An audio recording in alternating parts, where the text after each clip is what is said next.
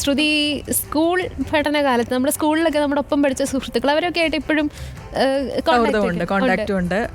ഞങ്ങൾക്കൊരു ഗ്രൂപ്പ് ഉണ്ട്. നമുക്ക് എല്ലാവർക്കും ഉണ്ടാവുമല്ലോ, ഒരു ഗ്രൂപ്പ് ഉണ്ടാവുമല്ലോ എപ്പോഴും. സ്കൂൾ ഉണ്ടാവും, കോളേജ് ഉണ്ടാവും, എല്ലാവരും ഉണ്ടാവും. എന്നും നമുക്ക് സ്കൂളിന്റെ കാര്യം പറയുമ്പോൾ ഒരു 100 നാവായിരിക്കും എല്ലാവർക്കും അല്ലേ. ഒരുപാട് കാര്യങ്ങളൊക്കെ പറയാനുണ്ടാവും.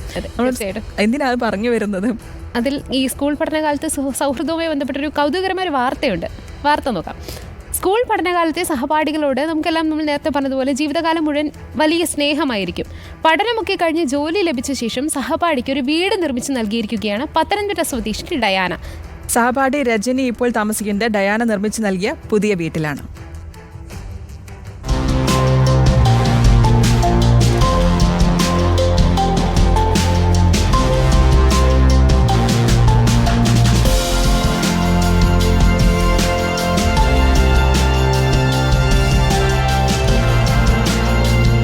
ഇത് പത്തനംതിട്ട പുല്ലാട് കുറുങ്ങഴ സ്വദേശിനി രജനി.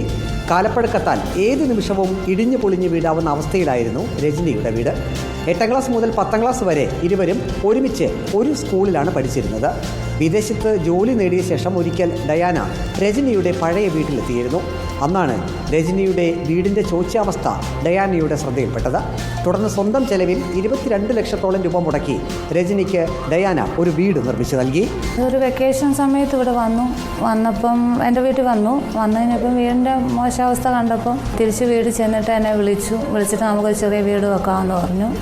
അങ്ങനെയാണ് സ്റ്റാർട്ട് ചെയ്യുന്നത്. ഒട്ടും പ്രതീക്ഷിച്ചില്ല. കാരണം ഇപ്പോൾ ഒരു വീട് വെക്കാനുള്ള സാഹചര്യത്തിലല്ല ഞാനിപ്പോൾ.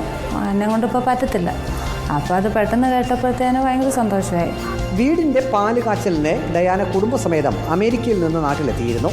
സൗഹൃദം എങ്ങനെയാകണമെന്ന ചോദ്യത്തിന് രജനിയുടെ മറുപടി ഇങ്ങനെ: സൗഹൃദം എന്നും നിലനിൽക്കുന്നതായിരിക്കണം. അതാണ് എൻ്റെ അഭിപ്രായം.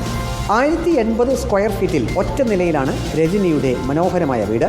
അടുത്ത അവധിക്ക് കൂട്ടുകാരി ഡയാനയും കുടുംബവും നാട്ടിലെത്താൻ കാത്തിരിക്കുകയാണ് രജനി.